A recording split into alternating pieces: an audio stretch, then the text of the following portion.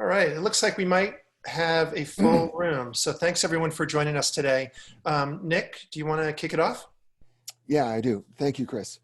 Thank you all for joining us today. My name is Nick Sargent, and I'm the president of SIA, your association to help the winter outdoor industry thrive. We're hosting the town hall Thursday in an effort to keep you informed, answer your questions, and to keep the community engaged. We firmly believe that opening the lines of communication and collaboration will be key to navigating these challenging times. And our goal with these town halls are to provide a forum for cooperation and sharing best practices and ideas. Today's town hall is presented by NSAA and SIA, an opportunity to hear from resorts on operating through a pandemic. This is the 9th town hall in our series. Before we start, I want to introduce my colleague at NSAA, Kelley Pollock, President and CEO. Kelley, I know you have a few words, so why don't you take over? Hi, thanks. Kelley here. Nice to see everybody.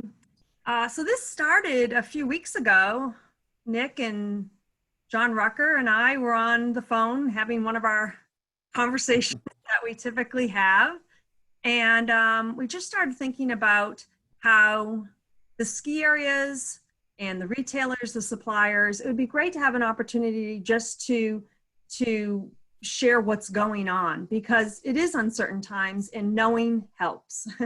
So we may not have all the answers here today, but we just wanted to share. And you're going to hear from, three industry execs who are going to have a lot more to share than I do. But from NSAA's perspective, I just want to let you know that we've been working not only on industry relief at the Congress level, but I think more importantly on education for our members. One of the things that we've put out is what is called a pandemic playbook. It helps ski areas put together a plan to reopen. And that's really difficult for them because they don't know exactly how to build the plan. And it all depends on things like your government restrictions and the staff you have and the facilities you have and the region that you work out of. So I do want to share that I have been so impressed by the plans that our skiers are putting together. They're chomping at the bit, ready to go. That being said, super thoughtful. So I think the next year is going to look very different, but I have confidence that our ski area members are going to push the envelope and do a lot of really innovative things to make the guest experience as good as possible, and most importantly, with public safety in mind. So thank you for the opportunity today. Thank you, Kelley. This is an important town hall. I know a lot of us have questions about what's happening at the resort level, but I also know there's a lot of questions from the resort level wondering what's happening at the manufacturer level as well. So we're gonna address that today. And as Kelley said, we've got 3 amazing panelists from different resorts around the country. But to help us do that, I want to introduce our moderator. Many of you know Kristen Carpenter, CEO and founder of Verde Brand Communications. Kristen has been a partner of ours for a while, and she's working with us in moderating all of our town halls. The format this week will be a discussion amongst our panelists. And then, we do have some pre-questions, but this is not a Q&A town hall. But we will monitor the questions and we will get back to you specifically, those that that ask questions.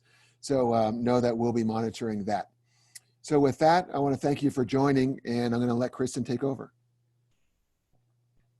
Thank you. I'm really happy to be here to facilitate the conversation. And in the spirit of collaboration, I think is a great place for us to start today. So we're basically here to make this upcoming ski season work for the end consumer.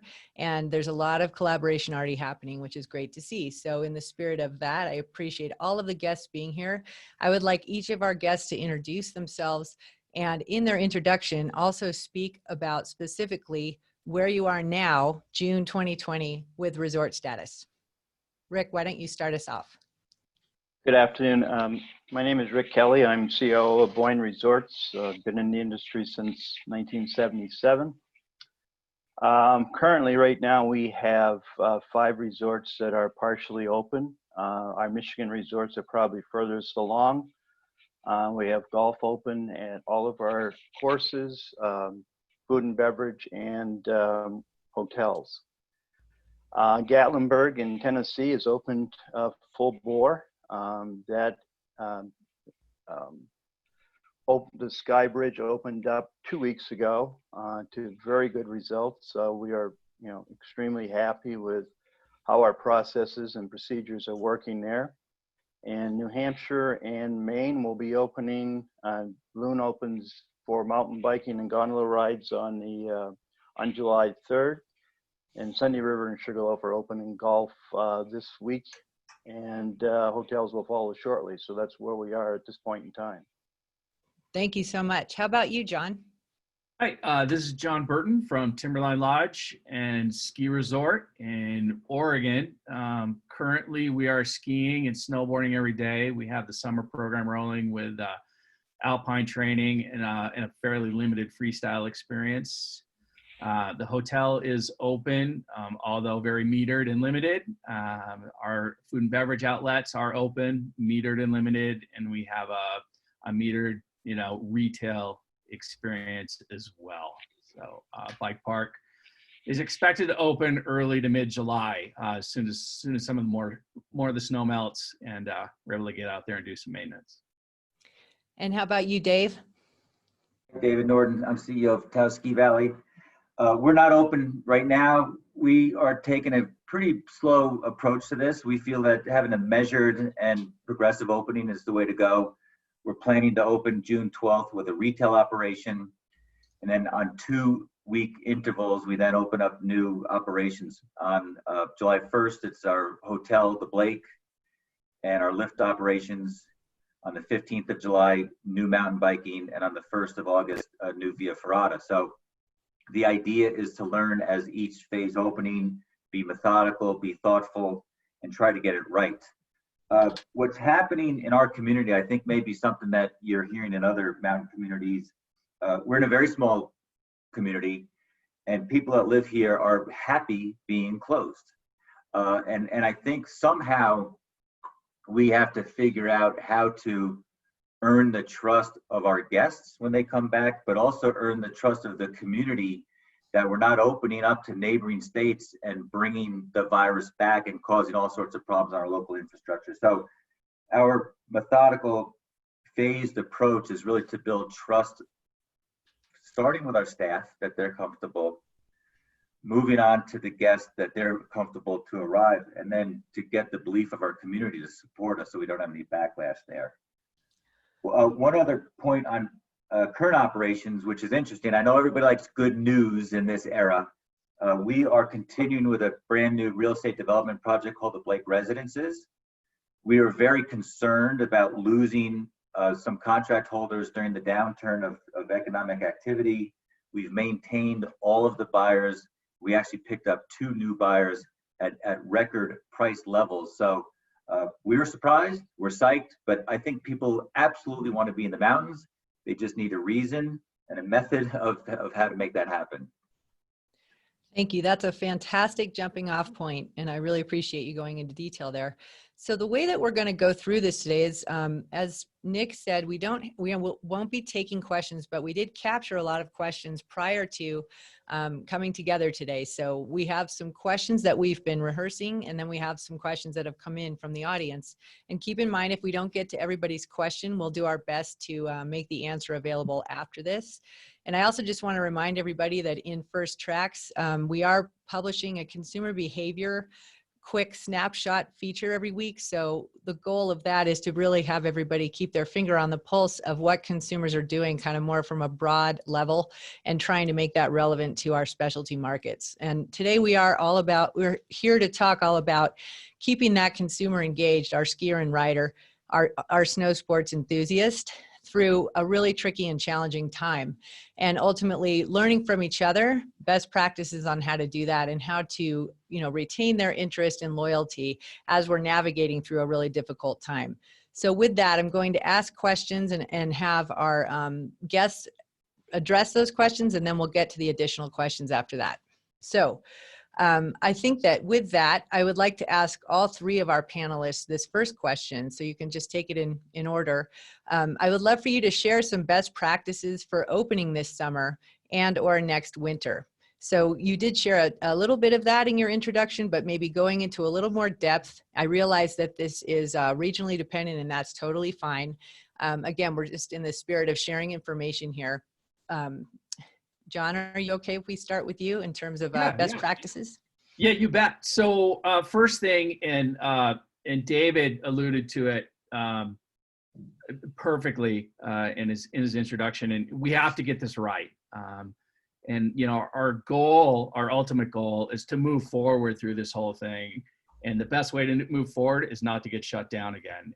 And our governor has been very clear that this is a very measured opening statewide, ski areas included. And if things don't go well, we'll take a step backwards. So got to get this right. I couldn't agree with that more, David. So we were proactive since the middle of March when we closed the ski area with our local and state governments and putting together this business continuity plan. And to summarize, it starts out with a very limited capacity. We're at a fraction of our ski area capacity, hotel, et cetera, et cetera. So best practices, know what is going to be allowed according to your local and state guidelines. That's the first thing. And then it just sort of unfolds from there with regards to the basics. How many people can you let in the resort? How do they get here? How do you distribute, lift tickets, and how many of those can there be? And what's the balance between loyalty with your pass holders and a revenue generating model in this whole thing? And then getting down into the minutiae, more of the details, lift lines and how do you socially distance those? And so I would say capacity dictates all of the tactics that people are going to use to slowly open back up. Great. How about we go to Rick? Can you speak to your experience?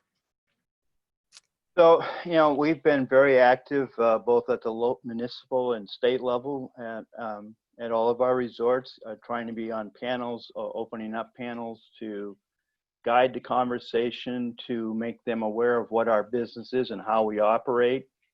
I think we clearly all have very similar situations where the local community is concerned about people coming in here and spreading the virus. In Lincoln here where I live, we're very fortunate. We actually have a testing facility that was put here a few weeks ago. But as we have more information on testing and how this virus is acting, I think it will also give us an opportunity to respond. Clearly, training our staff, working with them to get them comfortable, having people that may not be comfortable in the front lines and offering them another position are all things that we're looking at and helping people to adjust to. We all feel about this differently, and it's a very personal thing. And we have to address that, and we have to really give people the training and the ammunition to work through this comfortably. I think on our websites, we're doing FAQs to really give our visitors an opportunity to see what we're doing, how we're doing it, and why we're doing it. And this will help them to be more educated when they come to our facilities. Thank you. And David, you did go into more detail, obviously, in your introduction. Is there anything that you specifically want to add? Perhaps one of the things that you could expound on a little bit is about how you're communicating or connecting with locals and keeping a pulse on that. Yeah, sure. Well, here, I don't know if you're familiar with the term of a COAD. A COAD is a communities organized in active disaster. A COAD was put together immediately upon the arrival of coronavirus here. And like Rick, we sit on local boards. We work with the hospital, we work with the town, the chamber, and really try to get, first, assist the community. We raised a lot of money to put into philanthropy for the needs, but first assist the community, but also hear what the community is looking for. And the community at large is asking us to open up. And they're saying, we need the business, we need the economy, and we need to deal with the mental health issues. And these families are saying, I need to get back out of the house because the kids are driving me crazy. I mean, it's like there's a lot of mental things that are going on here. And I think getting back to work is important. They're saying doing it very, very, very responsibly. That's the real key here. The one thing I'd like to add to Rick and John, I agree with their points. And that is, I think guiding the guest experience is going to be really important, because you can go to restaurant A and they'll coach you through what the experience is going to be, or you can go to restaurant B and you don't know what the ground rules are, mask on, mask off, like what do I do? And it's really awkward when you're going into a space where it's not clear what the expectations are. So I think guiding the guests from the very beginning, here's what you're going to experience, here's what we're going to do, and to your point, we're all in this together. But the only way this works is if we can communicate to both parties. It's somewhat of a social contract that we're entering into, but to be very proactive with the guests in email communications, but even upon arrival, here's what you're going to experience, here's how it's going to work, and really help them understand what type of environment they're going in and how they're assisting with the overall program. Thank you. That's super informative. So let's talk about this. Obviously, what David just shared is that we have demand, and we're going to be talking about that a lot. I think we all feel that intuitively. We know personally we're right there wanting to be outside and see all the benefits and all the newcomers, frankly, right along with that. And what I'm curious about is if you could talk a little bit about how that demand is translating into season pass renewals for 2021. So let's go ahead and round robin again. I know this is a topic that our audience is super curious to just hear you weigh in on. You may not need to do numbers per se, but it's more about just kind of framing that demand. I think that's really what all of us are curious about. So why don't we go ahead and start with you, John? Yeah, so Timberline, we don't pre-sell passes in the spring for next year, only because we have a very strong spring season and we have a product specifically for that. And then we're also selling summer passes. So our summer pass interest, it's actually pacing ahead, right now. So the demand is there, and the bottleneck is sort of, predicated on our capacity and getting this right. So, to David's point, if people want to get back out and recreate, get back in the mountains. So that's positive right now. So as far as a loose metric goes. And I'd like to just ask one more question to you, John. You said that you're getting ready to open the bike park. Obviously, you have skiing and riding happening now. Are you seeing kind of an equal interest in both, or? Yeah, well, so the bike park is fairly new for us, but yeah, there's a tremendous amount of interest. And in the summer experience on Timberline, it's sort of this legacy, ski industry culture, training thing. So with the teams or whatnot, they're not able to go to Europe, South America, New Zealand this year. It's just ramping up the demand to come up here. So yeah, it's good. Thank you. And how about you, Rick? Well, unfortunately, we've extended all of our deadlines. Basically, our major in some of our major marketplaces, the coronavirus was very rapid, and we actually pulled sales for a while. I went back and reiterated our products and released them to the market a couple of weeks ago. So our deadline is not for a couple more weeks. So I don't really have anything to compare. I will give an example of golf. Our golf is building in Michigan very well. Started out a little slow, but as the state has eased up some of their restrictions, we've seen that market start to really come alive, and we're seeing numbers that are pleasing to us at this point in time. Kelley, would you mind if I tapped you to give a little bit of national insight? Sure. I don't have tons of examples, but I have talked to several ski areas. Most are in the smaller to medium size, not part of some of the larger multi-resort corporations. And those who have already hit their deadline or their early deadline, because obviously, there'll be another deadline, they're reporting anywhere from 80% sales compared to last year. So in terms of a pace report, to over 100%. So there is that demand that we're seeing. A basin opening That's the story we all, have kind of seen in the industry where clearly it was a limited number of tickets that were available on a daily basis to pass holders and day ticket holders, but there's definitely a strong demand there. That's awesome to hear. Thank you so much for sharing that. So, John, I'm going to go back to you. I would love to have you go a little bit into detail in terms of your opening for summer snow and bike. You obviously said in your introduction that you had a March 15th closure and May 15th reopening. And I'd love for you to kind of fill in the gaps a little bit. What happened in that window of time? Right. So we were very proactive from the beginning, working with our local, state, and federal government, anticipating, we want to be open, we will reopen someday. And that was the key to everything. Our business continuity plan, which went into quite a bit of detail, went all the way to the governor. And while it wasn't required, it was appreciated. And then all of a sudden we're kind of in a position of thought leadership. So, but that's not to say that we're not learning and adjusting every day. So that really helped us get to the point where we are, where we opened up the ski area a couple weeks ago. So that's exactly why I wanted to ask you about key. that. Yeah, I'm sorry, go ahead. What was that? I said that's exactly why I was hoping to ask you.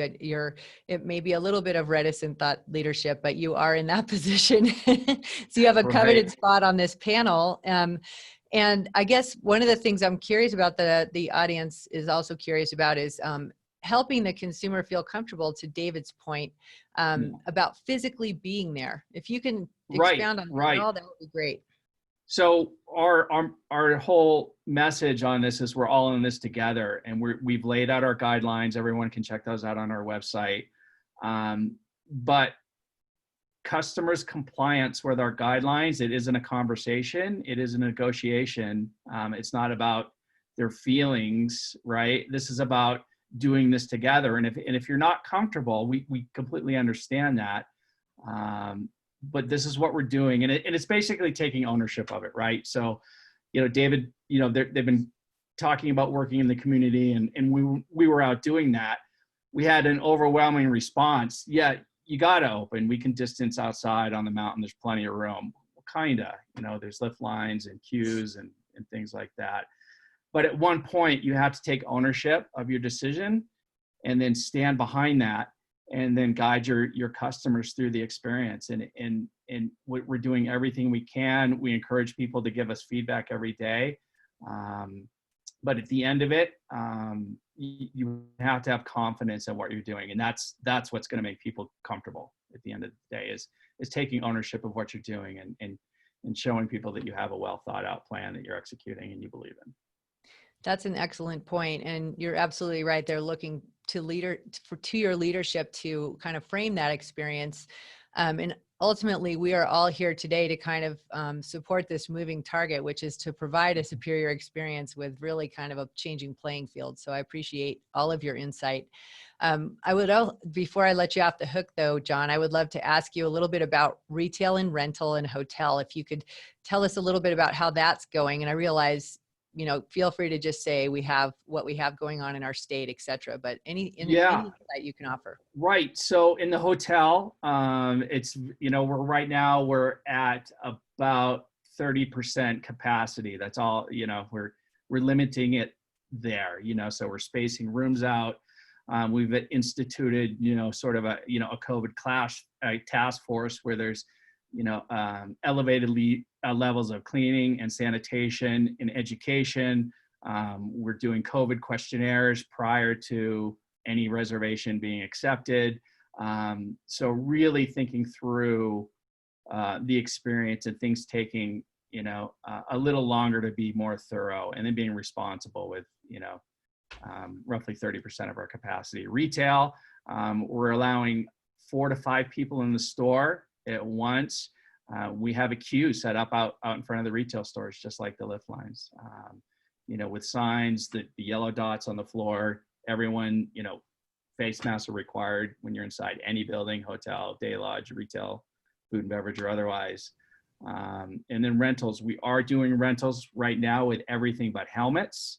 And it's the rental volume at the moment isn't huge, so it's not that big a deal to disinfect after use. However, we're trying to figure out what to do for the bike park, because it's a much more tactile rental situation with equipment going on the body over a t-shirt, helmets or keys. So we haven't quite figured that out yet. So, yeah. And Kelley, I'd love to ask you, are you planning on pulling together, a best practices overview or anything like that from the experience that we're learning through the summer, whether it be golf or mountain bike or skiing and riding?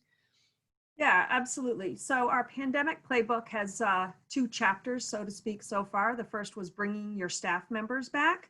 And the second one, which just was published on Sunday, is summer operations A to Z. So you can look for anything from restrooms to mountain bike to mini golf. It is a living, breathing document. So as we learn more from our members or from webinars like this, we go in and we update. There are lots of link throughs to our members' plans. We actually have a whole list of our members' plans when they share them with us. And there's lots of link throughs to other resources out there, whether it be EPA, OSHA, CDC, and there's even some international playbooks that our members can check out to see what's going on. Fantastic, thanks. Obviously, Rick, you have the experience of golf, and obviously you're running you have a lot of open in terms of your capacity with your properties that you have. Are you willing to talk a little bit about anything that you're learning, even if it's just facilitating, metering in the golf business or retail, et cetera? We'd love to hear from you.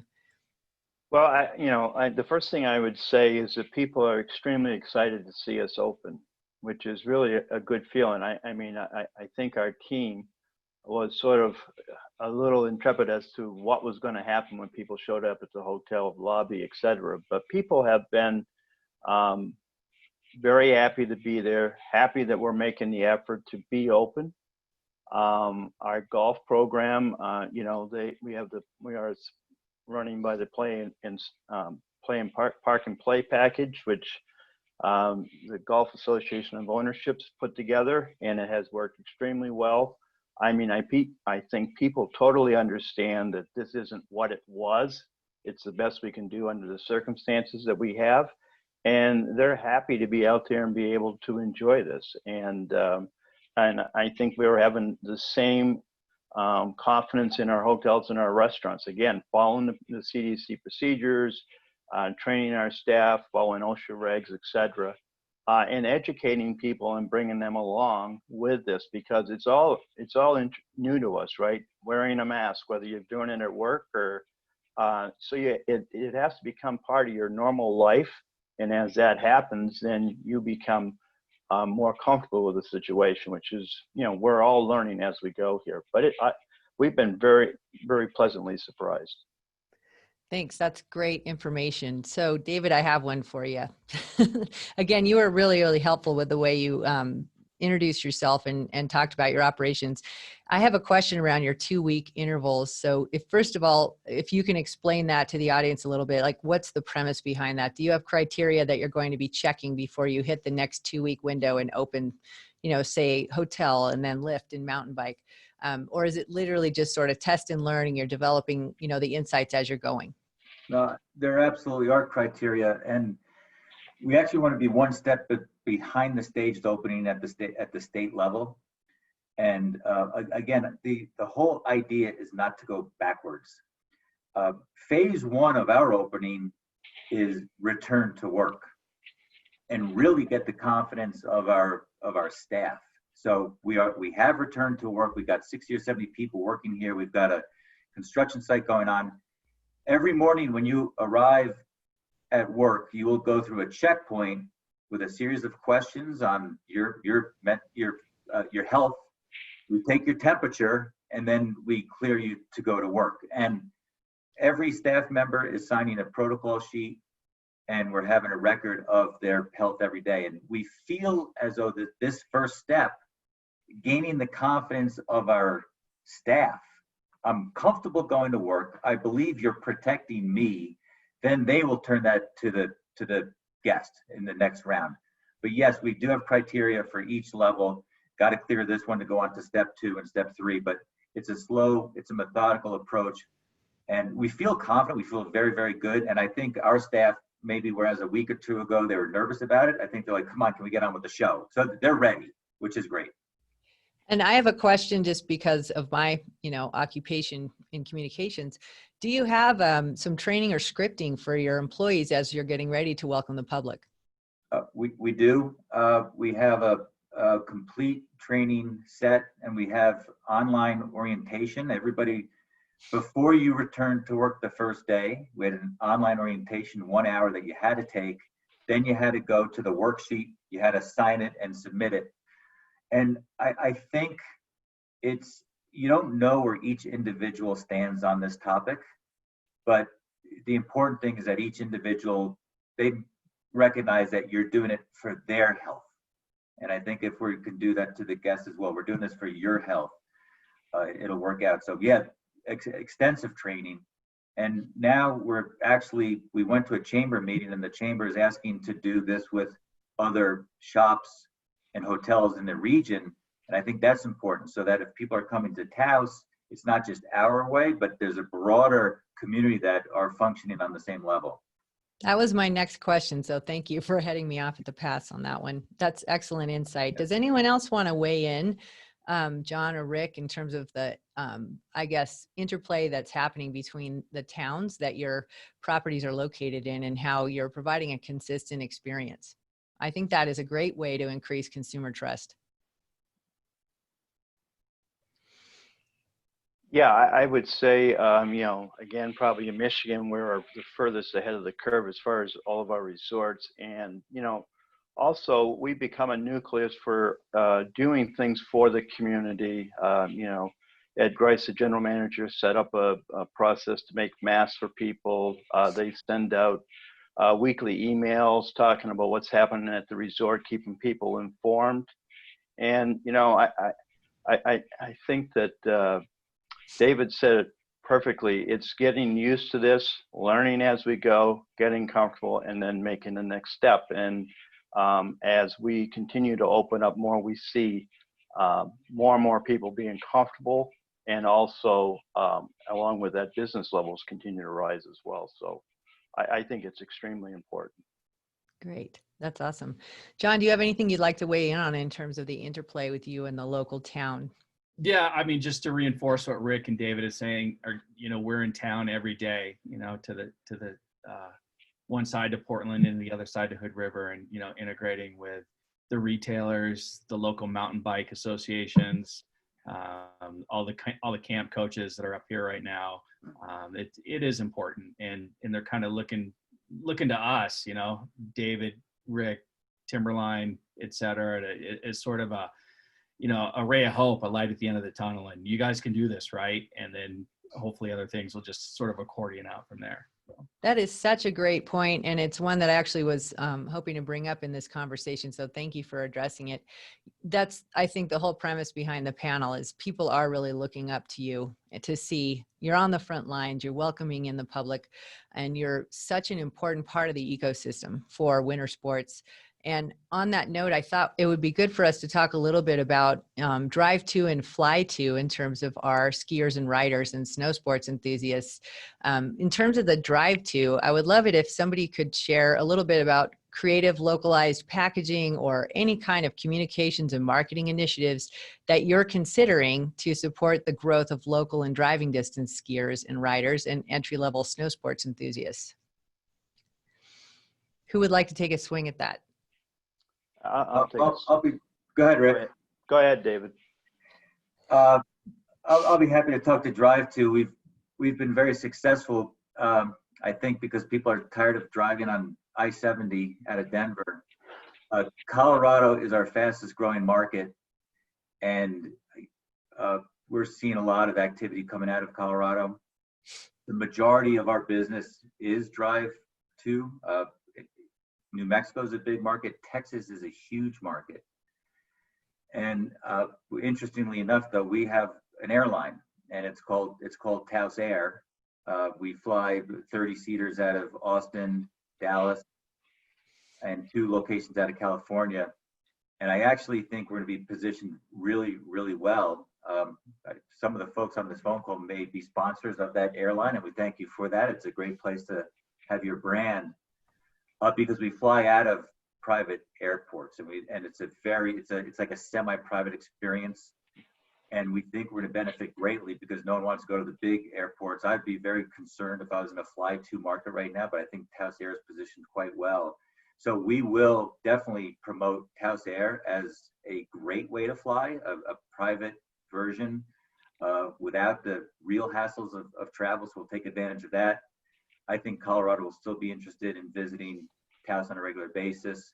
But for this summer, we will start with advertising in New Mexico first and welcome back our loyalists first, get them comfortable, and then we'll start to expand out beyond the borders. Great, thank you. How about you, Rick? You know, we've developed an insurance program that we feel really is a partnership with our guests.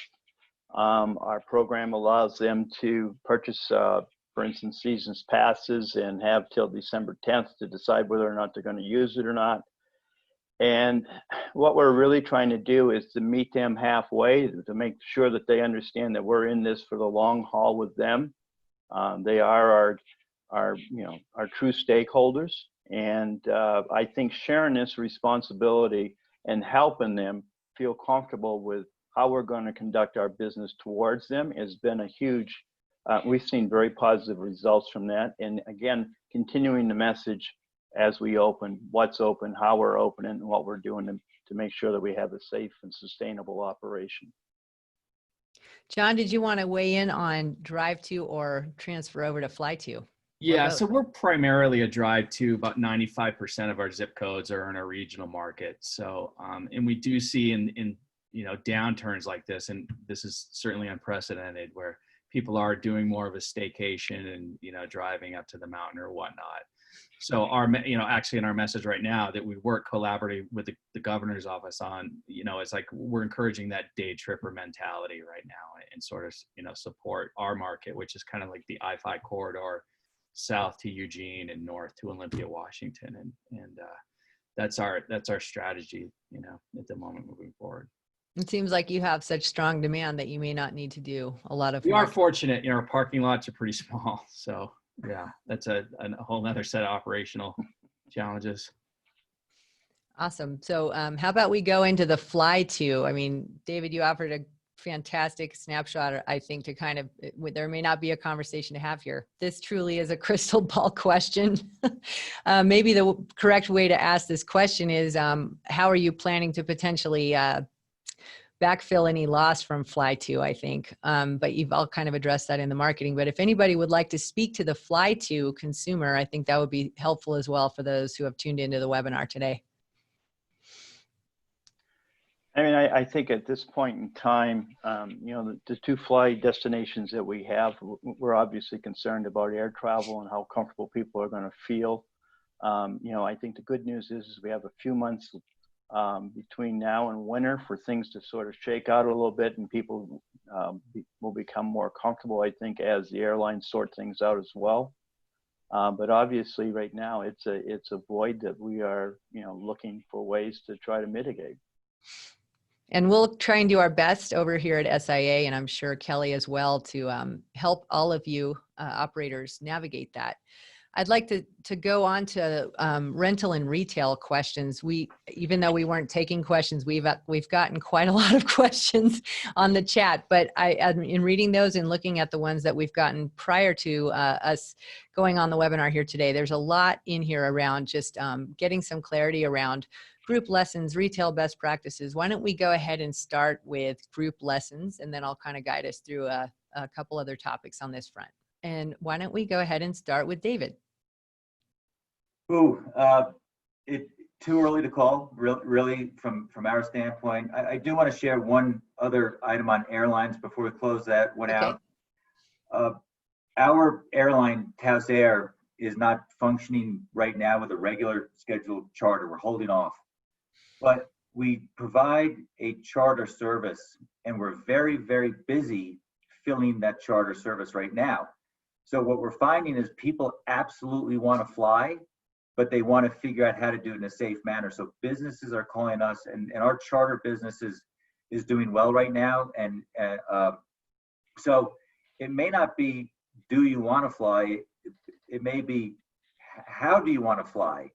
And I think if there's an alternative to the methods that we're all familiar with, people are going to want to get on a plane. They're going to want to go travel. They just need to find the right way to do it. And perhaps resorts or destinations can come up with alternative approaches, charter approaches, different things so that I'm not going the old-fashioned way, which gives me a lot of concern right now. One of my favorite aspects of what you're offering, David, is the fact that you're making that that charter flight experience part of your brand experience. And that's something I don't think a lot of us historically have seen as kind of that before, during, and after. That's a really interesting way to look at a brand experience with a destination. I will say that we're 2 years into this. We love it. We're very happy with what we've done. And the spend per visitor that comes in on the Taos Air flight is multiples higher of the spend per visitor of anybody else that we have. And again, I think it plays right into the retail operation. Our retail operation has hit records 2 years running right now. And I think that fly to market for us has been very, very helpful. Awesome. Thank you. So let's go into, I guess, Rick, would you mind taking a swing at the question around, you can take your pick, what we can do, group lessons maybe, or retail. I know maybe retail would make sense as you're seeing a little bit of an active practice there with your golf. Anything you can offer in terms of best practices there? Well, I think we're following CDC guidelines as far as what we need to do as cleanliness and things like that. We do see, we will be doing boot fitting, again, using the proper PPE for our staff. And we're in the process of building stations so that the guests will actually be sitting behind the station, and we'll be working on the other side of it to fit the boots. Sanitation is obviously an important factor. We're using a product called Clear Gear to clean all the hard goods and disinfect them. And, these are things that we're starting, just recently. And our concern is obviously when we start to get into peak periods, limiting the amount of people there and guiding them through the processes. We obviously will be taking reservations and having greeters out to work the crowd control and set up times where people can come back later. That's our approach at this point in time. John, would you like to weigh in? Those are some absolutely great points of feedback. Sure. So we're thinking about group lessons. Again, it's pretty early to call. But we're looking at it the same way that we're operating our chairlift capacity. So we look at group lessons as far as, check-ins or on the snow or whatnot. If we have the right size groups, people can responsibly social distance when they're out there, learning with their instructors or whatnot. So the approach, the current mindset is if you can ride the chair with people that you came up in the car with, right? So if you're comfortable with that, we're comfortable with that. If you want to ride the chair by yourself, that's fine too. If you want to ride the chair with one person on one side and one person on the other side, that's fine as well. Just let us know what your intentions are and we will accommodate that. So that's how we're approaching our groups. It's like, let us know what your intentions are. Maybe there's some flexibility in group sizes and things like that. And we're just going to kind of go with the flow on that one for now. Okay, that's great feedback. Looking here at some other questions that we have, are you planning on taking any of the guest experience more so virtual? I mean, obviously everything we can do with appointment setting and whatnot is great, but are there any things that you're planning to deploy that will help your customer do some of the work ahead of time through digital interface, digital interaction, any kind of online support mechanism? we absolutely plan to do that. We plan to have video available of what that experience looks like. I'm sure you're all aware that the trade shows aren't happening. Everything is now virtual. Everything is now online. I see a question coming up. Are you accepting wedding reservations? I don't know why our phone is ringing off the hook with respect to weddings. I think anybody who wants to get married this year is now getting married next year. And anybody that's getting married next year still wants to get married next year. So wedding inquiries are very, very high. We do not plan to do anything this summer. We're looking at September 1st as possibly small weddings. But I think being virtual with your experience and a little bit of a video of a walkthrough of what people expect is very important. And I think pre-arrival, whether it's a questionnaire, I think I've heard that already today, is important. But yes, going virtual, I mean, all of our sales efforts right now are virtual. And I think the communication ahead of pre-arrival is really, really key. Yeah, I totally agree. We are continue to evaluate systems to do the exact same thing where we can pre-register, pre-sell, eliminate the need for ticket lines, etc. We see rentals and group lessons definitely being a pre-registration that people will pre-register, will be communicating with them back and forth, getting them set up. And I think that in the new norm of things, that's what we're going to have to do in order to be able to manage to the levels that we need to keep people social distancing and allowing our space to be utilized to its fullest benefit, but yet stay safe during that process. I wanted to hop to one of the questions that came into us yesterday, I believe, and this is an interesting one. Similar to the earlier announcement made by Disney for their parks, would resorts consider a visit us at your own risk policy? Visitor assumes all risks related to exposure in COVID-19. Skiing and riding already have their inherent risks, but this policy would also apply to facilities operated by the resort, rental, retail, restroom, etc. Who would like to weigh in on that? That's an interesting take. That has been added to our liability language. Okay, boom. No, Check that box. right? Yeah, in addition to it's just sort of in this new world. It doesn't matter for at 20% capacity or 100% capacity now, right? Like there's no guarantee, right? So you have to take some personal responsibility and, how risk averse are you? And, that's not a big scary statement or anything, but you just have to acknowledge that nothing's 100%, right? If anybody else wants to weigh in on that, I can move to the next question if nobody else does. Okay.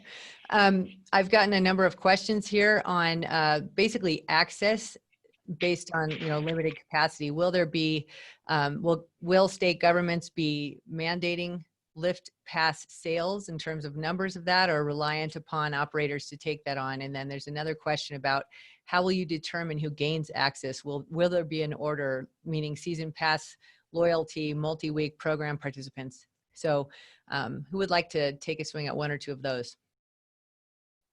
I'll take a shot. I think the first thing we have to do is get into a category that the government knows who we are and what we do. It sounds like John in Oregon has got that figured out pretty well, but the ski area ops doesn't fall into a category yet for capacity. So that's going to be a little bit tricky.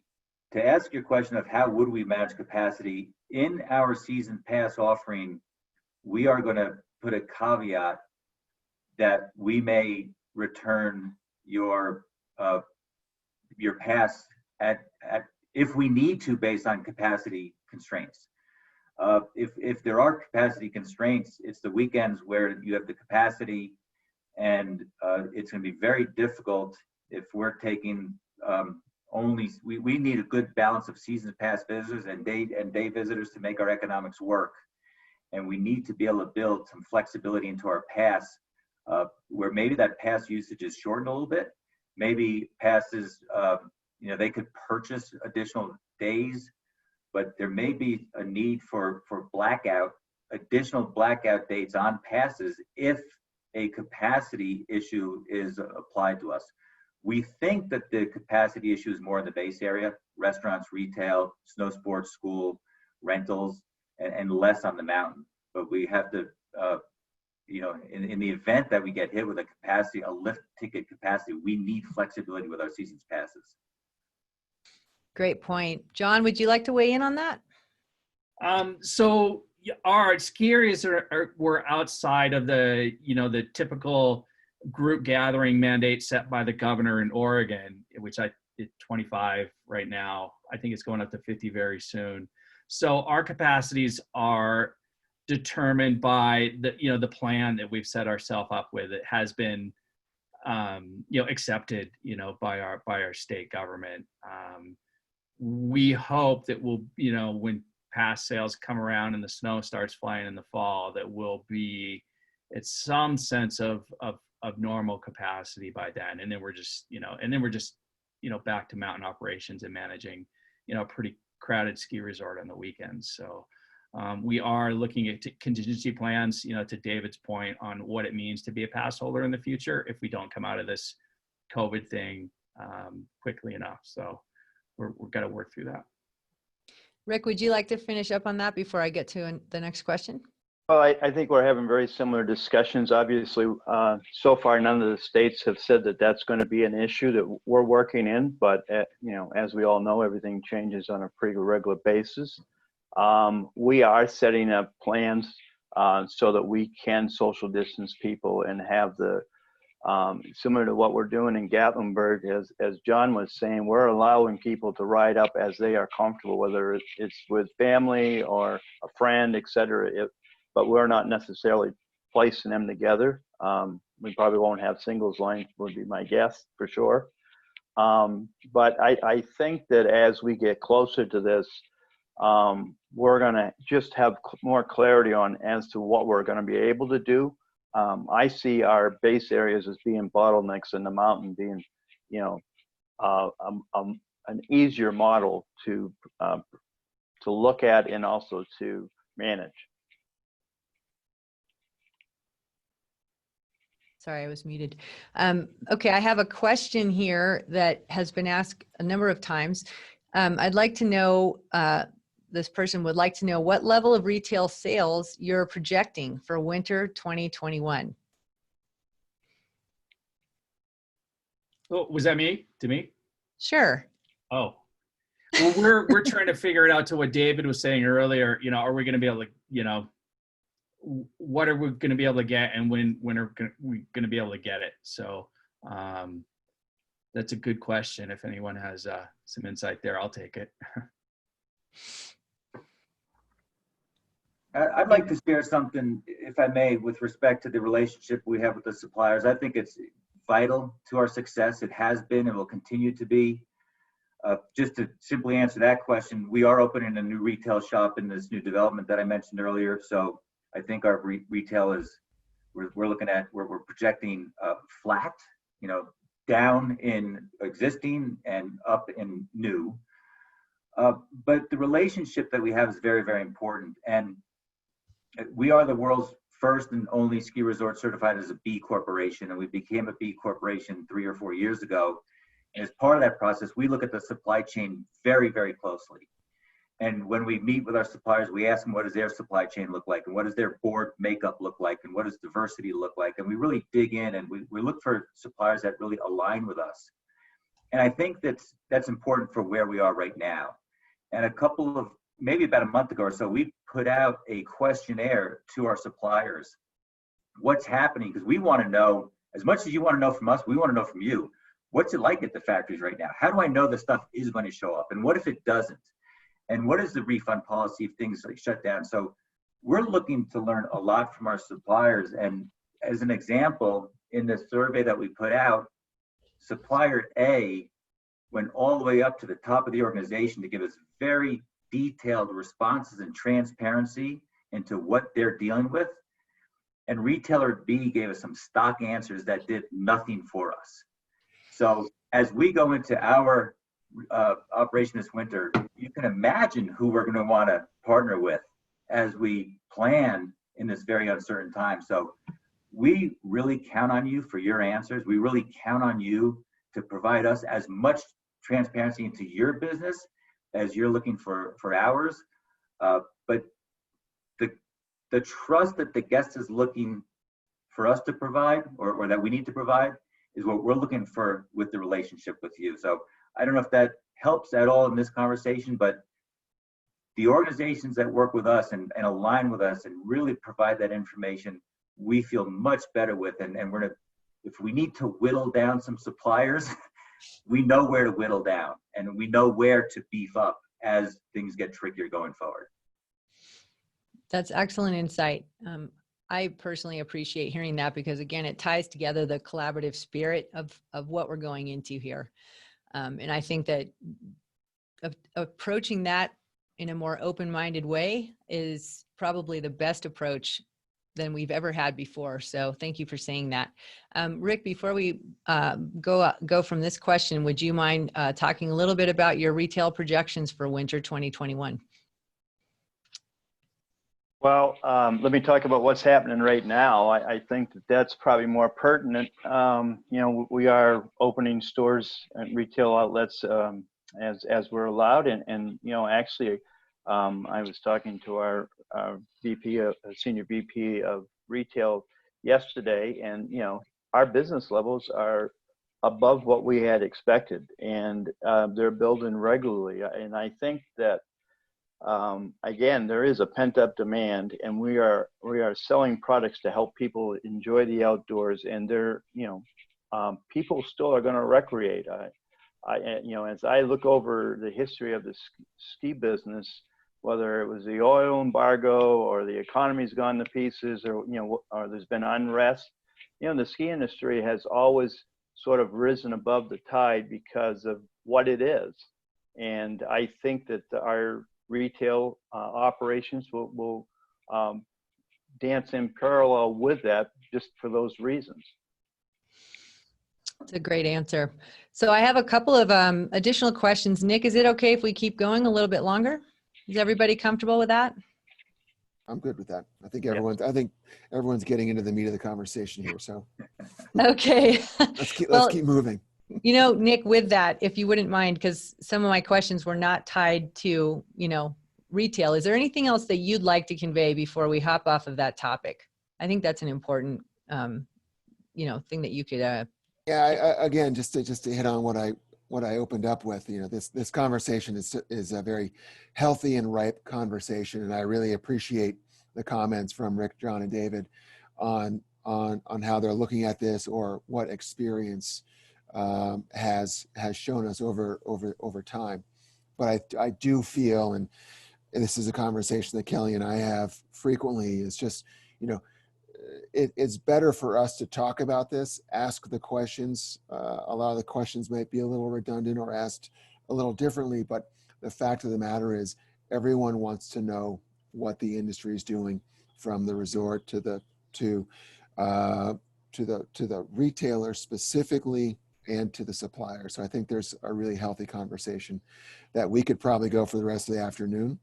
But I think, you know, we will do more of these in the coming weeks, and we're taking notes and taking all these questions as well. So if your question doesn't get answered, we will answer it offline. And but we are looking at this to do more town halls based around these questions. So not to take up too much more time. Okay. And then obviously David's point, getting people to Taos has equaled higher retail sales.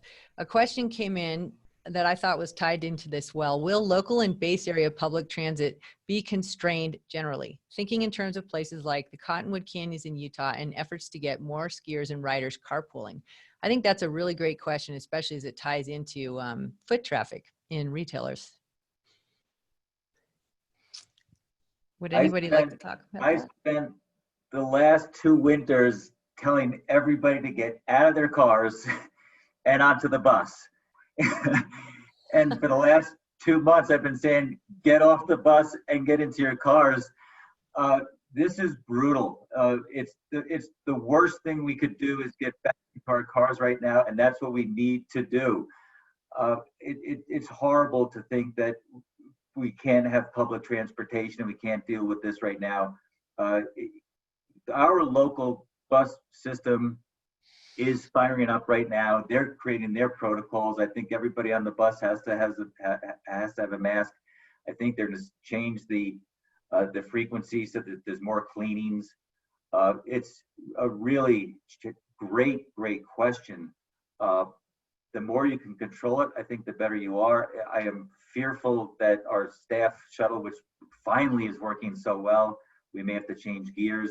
We may have to get a bigger bus or more buses, but I really hope we can stay with the public transportation system, because one person or two people per car is not good for our roads. It's not good for our parking lots. It's not good for our planet. So very, very tricky topic. We don't have the solution yet. Hopefully we can stay with mass transit and the shuttle system this winter. Rick or John, do you have anything you could weigh in on there? Because this is a very important topic. So our county public transit opened a week and a half ago. Can't remember the exact schedule, but it's rolling through Timberline 4 or 5 times a day, and ridership is extremely light. And yeah, much to what David is saying, we hope to be back to our shuttle systems, both our private and our county offerings by winter, but we're worried about that for sure. Yeah, we're having very similar conversations that, social distancing on the bus, blocking seats off, et cetera. But, until I think we see better guidance from the states as to what's going to happen in those areas, it's difficult to know at this point in time how to address it. But it is another area of concern. And then I had a question come in. What percentage of capacity do you need to be at to stay profitable? We've heard that if certain percentages aren't met, some areas won't open. I think that while that may be a bit of an inflammatory question, it is a good question. And I think it's a question that Kelley and Nick have probably been fielding. So is anyone willing to take a stab at that question? I'll be happy to speak globally, and that is this business historically, there's 30 or 40 days that make the business. And those 30 or 40 days, we all know it's Christmas, it's New Year's, it's the big weekends, it's Saturdays, it's Sundays. And if you turn off the 30 to 40 busiest days of the year in this business, the bottom line is very, very, very challenging. People ask me, are we going to be changing pricing at all? I mean, if you want to cut visitation in half, you got to do something with pricing. We plan to open. We plan to stay the course. We plan to work through this. It may mean less lifts during the week. I'd rather do that than to not open at all. I think there are ways to trim down your operation to flex with visitation that may be different than you have done historically. We plan to open, but again, generally speaking, economics of the ski business, if you can't really nail those peak periods, you're not doing very well financially. Rick and John, do you feel the same, or do you have anything additional you'd like to chime in? I think David brings a good point.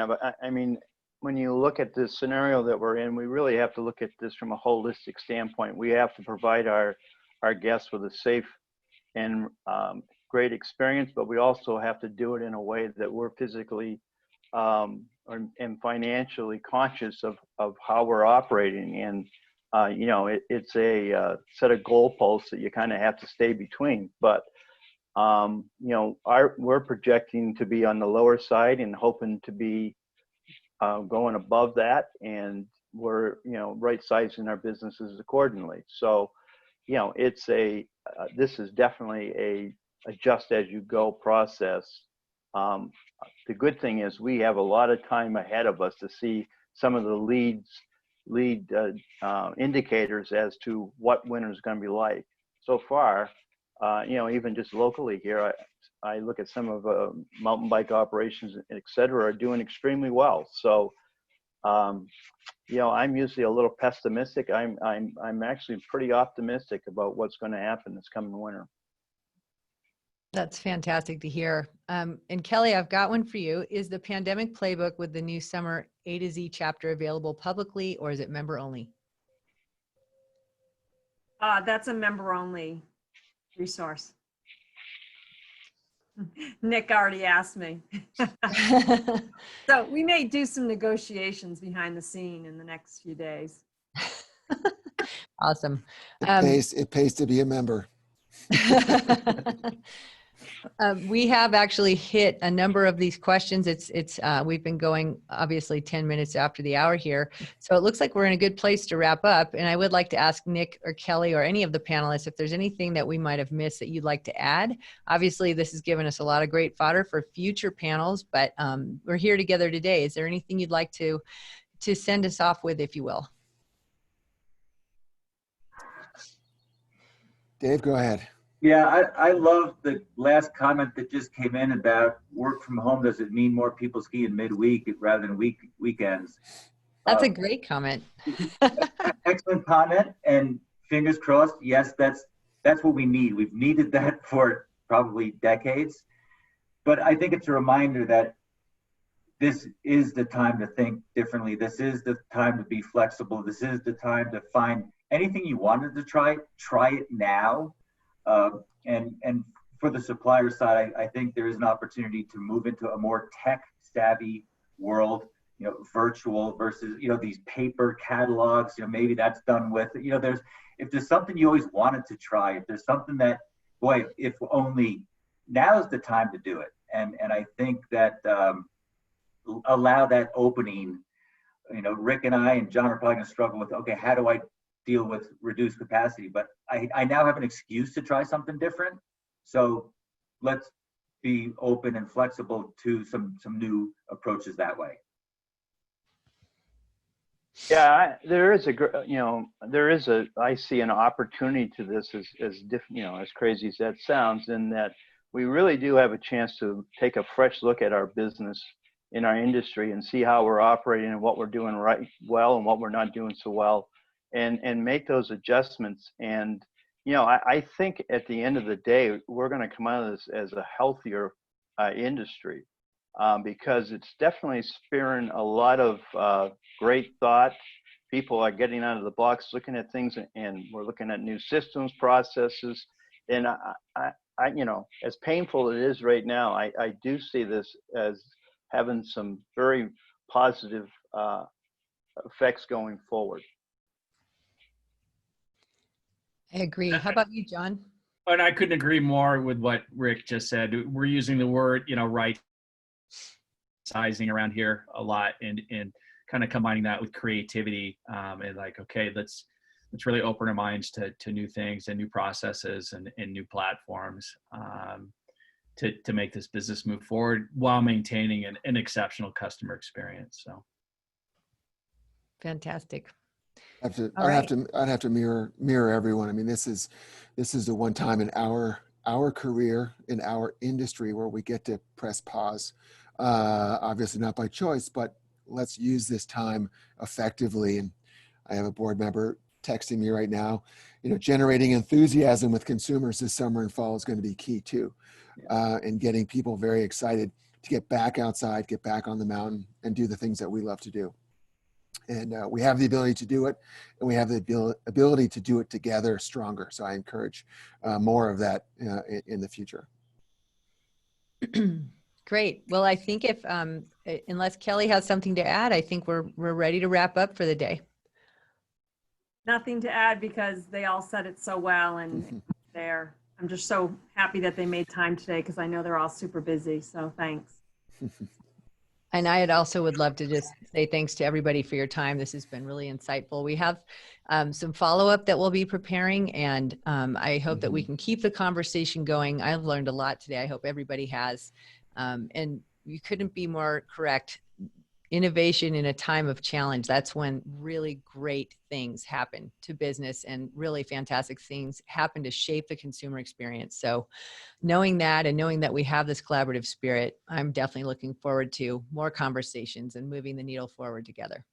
Thank you so much for joining today, everybody. Thank you.